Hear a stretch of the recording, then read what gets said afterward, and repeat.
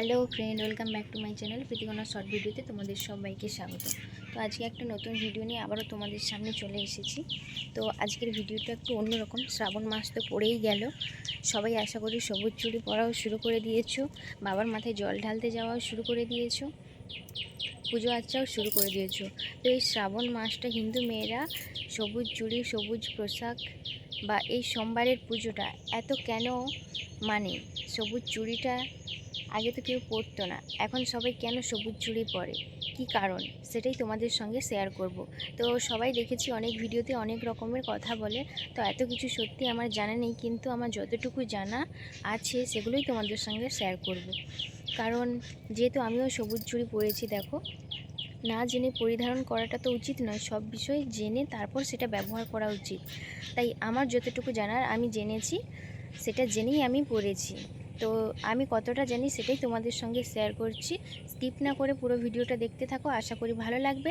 যারা জানো না যে সবুজ চুড়ি কেন পরে, সবুজ পোশাক কেন ধারণ করতে হয়, তোমরাও জেনে যাবে। তোমরা কিছু কিছু মানুষ আছো যারা হয়তো কিছুই জানো না, অন্যরা পড়েছে বলে হয়তো পড়েছো, কিংবা সবাই বলছে শ্রাবণ মাসে পড়তে হয় তাই পড়েছো। তাই যারা জানো না তারাও কিছুটা জেনে নেবে। আমি হয়তো সব কিছুই জানি না, বাট যতটা জানি সেটাই শেয়ার করব তোমাদের সঙ্গে। চলো পুরো ভিডিওটা দেখতে থাকো স্কিপ না করে, আশা করি ভালো লাগবে। যারা আমার চ্যানেলে নতুন আছো, চ্যানেলটাকে প্রথমে একটা লাইক করে সাবস্ক্রাইব করে ভিডিওটি দেখো। আমাদের এই হিন্দু ধর্মের হিন্দু মেয়েরা মনে করে শ্রাবণ মাসটা নাকি খুব পবিত্র মাস, আর এই মাসটা নাকি দেবাদিদেব মহাদেবের মাস বলে গণ্য করা হয়ে থাকে। তাই শ্রাবণ মাসের প্রত্যেক সোমবার শিবের আরাধনা করলে নাকি মনোবাঞ্ছা পূরণ হয়। এই শ্রাবণ মাসে শিবের প্রিয় জিনিস আরাধনা করা উচিত। তাই এই মাসে অধিকাংশ মেয়েরাই শিবের মাথায় জল ঢালে, সবুজ রঙের কাঁচের চুড়ি পরে ও সবুজ বর্ণের পোশাক ধারণ করে। এর পেছনে কারণ কি? কারণ দেবাদিদেব মহাদেবের সবুজ রং খুব পছন্দের রং, বলতে পারো প্রিয় রং। এর কারণ হলো এই সময় বর্ষার জল পরিপুষ্ট হয়ে থাকে, প্রকৃতি হয়ে ওঠে সবুজা বর্ণ, শস্য শ্যামলা। মহাদেবের আরেক নাম পশুপতি। পশু পাখিরা যেহেতু প্রকৃতিতে লালিত পালিত হয়, তাই প্রকৃতির পাশাপাশি পশু পাখি ও দেবাদিদেব মহাদেবের কাছে খুবই প্রিয়। এই প্রকৃতি সতেজ ও পূর্ণ অবস্থায় সম্পূর্ণ সবুজা বর্ণ ধারণ করে।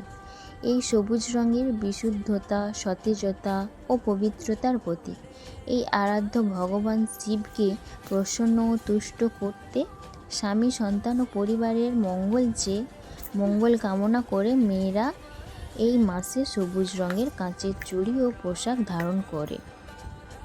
তো এটাই ছিল আজকের ভিডিও, এটাই আমার জানা ছিল, এতদূর পর্যন্তই আমি জানি। তোমরা যদি এর থেকে বেশি কিছু জেনে থাকো অবশ্যই কমেন্ট করে জানিও। ভিডিওটি ভালো লাগলে লাইক, কমেন্ট, শেয়ার ও সাবস্ক্রাইব করে দিও। পরের ভিডিওতে দেখা হবে, ততক্ষণ সবাই ভালো থেকো, টাটা।